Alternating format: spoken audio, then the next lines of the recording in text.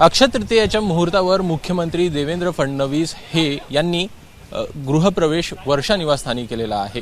मुख्यमंत्री देवेंद्र फडणवीस यांनी वर्षा निवासस्थानी येत आज एक छोटेखानी पूजा पार पडली आणि या पूजेनंतर एकूणच मुख्यमंत्री हे इथं शिफ्ट झालेले आहेत। आपण सध्याला पाटी देखील बघतो आहे की फुलांनी ही संपूर्ण पाटी सजवण्यात आलेली आहे।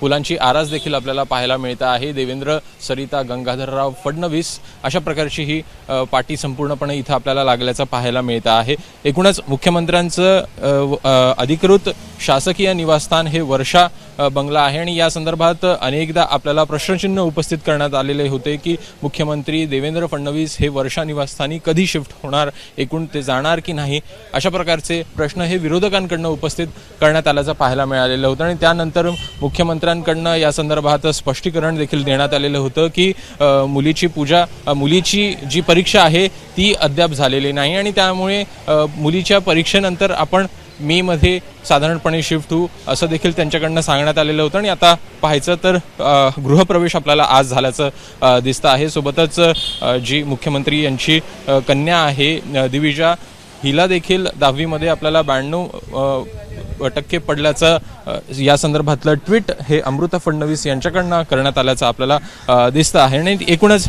या संदर्भात अनेक चर्चा होताना पाहायला मिळालेला होता, अनेक प्रश्नचिन्ह उपस्थित राहताना पाहायला मिळालेले होते, प्रश्नचिन्ह उपस्थित केलेले होते। मात्र आता जर का पाहायचं तर सागर निवासस्थानावरनं मुख्यमंत्र्यांचा नवा पत्ता हा वर्षा निवासस्थान असणार आहे।